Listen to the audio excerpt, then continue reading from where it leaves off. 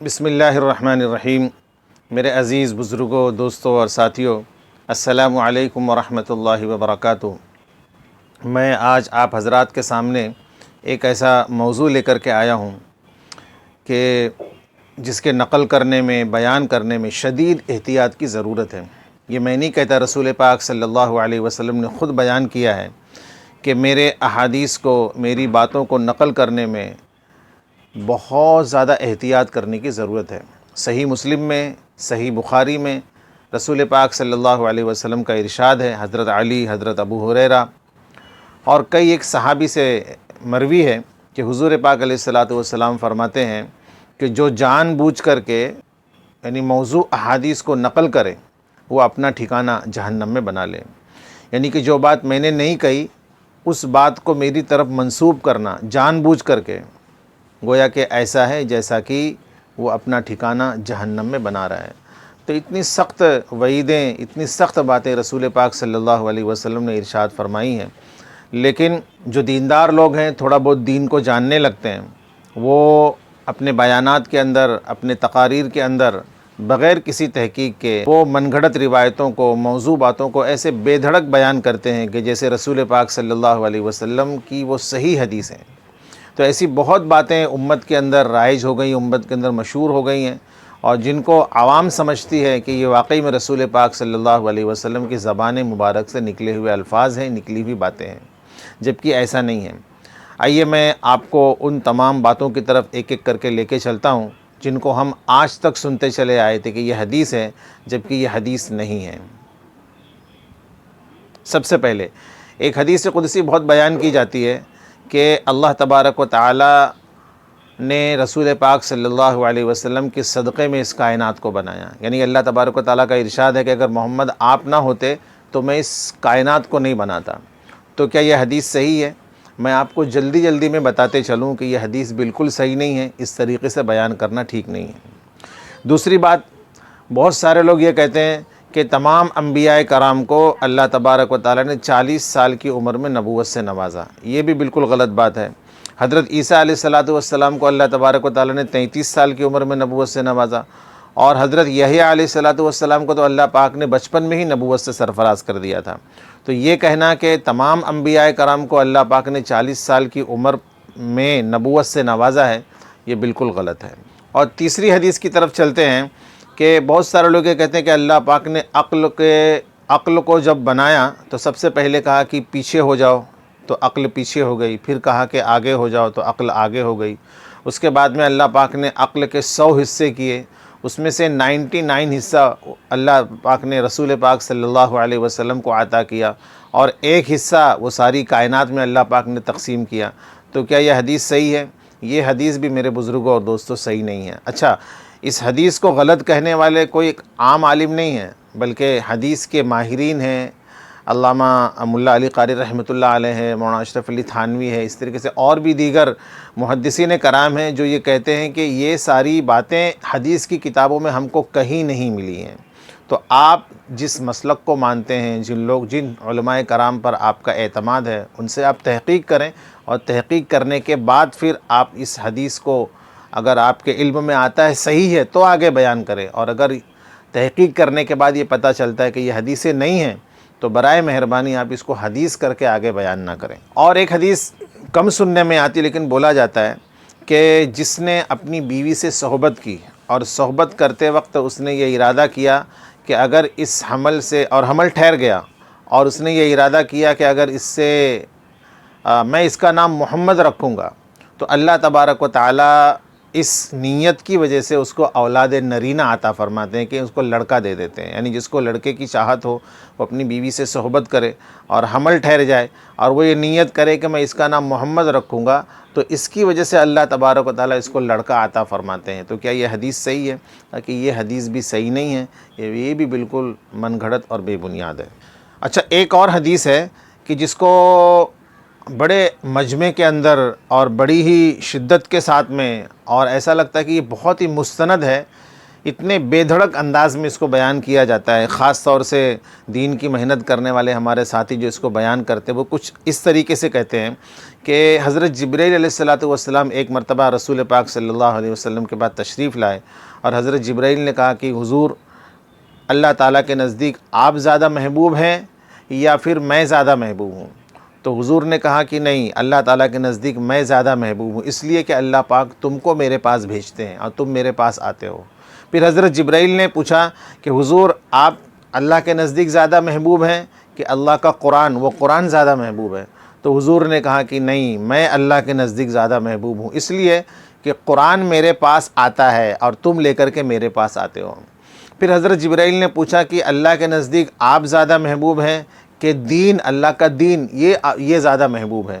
تو حضور پاک علیہ السلام نے کہا کہ نہیں، میں نہیں محبوب ہوں بلکہ دین زیادہ محبوب ہے، اس لیے کہ دین کی خاطر مجھے بھیجا گیا اور دین کی خاطر ہی مجھے تکلیف دی گئی، بلکہ سارے انبیاء کرام کو دین کی خاطر ہی تکلیف دی گئی.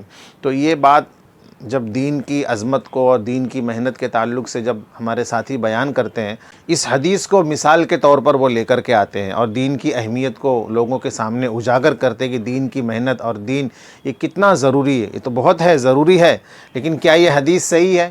یہ حدیث بھی دوستو بزرگوں بالکل من گھڑت ہے، بالکل بے بنیاد ہے.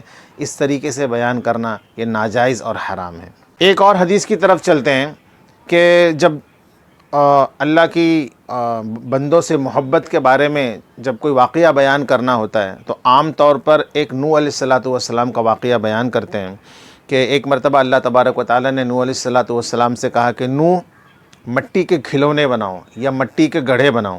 تو حضرت نوح علیہ السلام نے مٹی کا کھلونا بنایا، مٹی کا گڑھا بہت سارا بنایا، بڑی محنت کر کے بنایا. اس کے بعد میں اللہ تبارک و تعالیٰ ان کو حکم دیتے ہیں کہ نوح ان سارے مٹی کے کھلونوں کو یا مٹی کے گڑھوں کو آپ ایک ایک کر کے توڑ ڈالیں. اب حضرت نوح علیہ السلام توڑتے بھی رہتے ہیں اور دل میں یہ سوچتے بھی ہیں کہ میں نے اتنی محنت سے بنایا، اب اللہ کا حکم آ گیا کہ توڑ دو. تو ان کو تکلیف ہوتی ہے.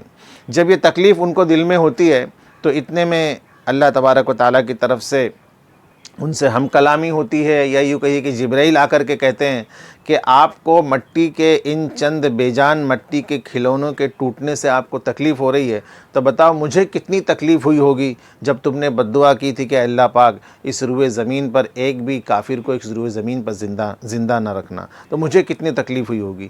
تو کیا یہ حدیث صحیح ہے؟ یہ حدیث بھی دوستو بزرگوں بے بنیاد ہے، غلط ہے. اور یاد رکھیں کہ نبی جو ہوتے ہیں، انبیاء کرام جو ہوتے ہیں، وہ جذبات میں آ کر کے اپنی امت کے لیے کبھی بھی بد دعا نہیں کرتے. یہ تو اللہ تبارک و تعالیٰ نے قرآن میں خود کہہ دیا تھا کہ اے نوح جتنے ایمان لا چکے اب اس کے بعد کوئی ایمان نہیں لائے گا.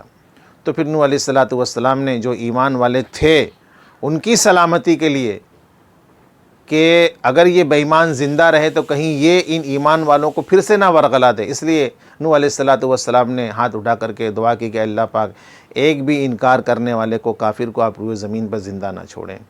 تو یہ بھی حدیث بیان کرنا یہ صحیح نہیں ہے، بالکل غلط اور یہ بے بنیاد ہے. اور ایک عام طور پر حدیث بیان کی جاتی ہے حضرت ایوب علیہ السلام کا. ہم بھی جب بچپن میں جب چھوٹے تھے تو سنتے تھے کہ حضرت ایوب علیہ السلام کو اللہ پاک نے ایک ایسی بیماری دی تھی کہ ان کی سارا بدن ان کا سڑ چکا تھا سارا بدن. صرف زبان ان کی صحیح سلامت تھی، باقی سارا بدن سڑ چکا تھا. ایسے پھوڑے نکل گئے تھے کہ اس میں کیڑے پڑ جاتے تھے، حتیٰ کہ جب کوئی کیڑا نیچے گر جاتا تھا تو اس کیڑے کو اٹھا کر کے پھر سے اپنے بدن میں وہ ڈال لیتے تھے اور کہتے تھے کہ جب اللہ نے تیرا رزق میرے جسم میں رکھا ہے تو تو نیچے کیوں گرتا ہے؟ اس کو اٹھا کر کے پھر اندر رکھ لیتے تھے. اور پھر ایسا بھی ایک مرتبہ ہو گیا کہ ان کے بدن سے اتنی یعنی کہ بدبو آنے لگی اور لوگ اتنے اس سے متنفر ہونے لگے اور لوگوں کو اتنی گھن محسوس ہوئی کہ لوگوں نے کیا کیا، ان کو اٹھا کر کے کچرے کے پاس پھینک دیا. تو یہ واقعہ بیان کرتے ہیں کہ اس وقت بھی حضرت نوح علیہ السلام نے صبر کا دامن نہیں چھوڑا اور اللہ تبارک و تعالیٰ کو وہ زبان سے یاد کرتے رہے. تو یہ کیا نبی حضرت ایوب علیہ السلام کو کیا واقعی میں ایسی بیماری لگی تھی؟ کیا ایسا واقعہ بیان کرنا لوگوں کے سامنے صحیح ہے؟ یاد رکھیں نبی علیہ السلام کا جو دنیا میں آنے کا جو مقصد ہوتا ہے وہ دین کی تبلیغ اور دین کی محنت ہوتی ہے. اور دین کی تبلیغ اور دین کی محنت وہ دور سے نہیں ہوتی ہے بلکہ لوگوں کے پاس جا کر ہوتی ہے. اور اللہ پاک کبھی بھی انبیاء کرام کو ایسی بیماری نہیں دیں گے کہ جس سے لوگ ان سے دوری بنائے رکھیں، کبھی نہیں دیں گے۔ ہاں، ساری دنیا کے اندر، ساری کائنات کے اندر نبی سب سے زیادہ اللہ کو پیارا ہوتا ہے۔ ہاں، ان کو بیماری آئے گی، صحت آئے گی، تندرستی آئے گی، یہ ساری چیزیں ان کو آتی رہے گی، لیکن ایسی بیماری اللہ کبھی نہیں دیں گے کہ امت ان سے متنفر ہو کر کے، ان کی بیماری سے متنفر ہو کر سے ان سے دور ہو جائے۔ تو پھر ان کے دنیا میں آنے کا مقصد کیا رہا؟ تو اس لیے ایسی بات حضرت ایوب علیہ السلام کے لیے ایسی کہانی کو گڑھنا، ایسی بات بیان کرنا، یہ دوستو بزرگوں، یہ بالکل بے بنیاد ہے، بالکل من گھڑت ہے، بلکہ حرام ہے، اور نبی علیہ السلام کی یہ شان میں گستاخی ہے۔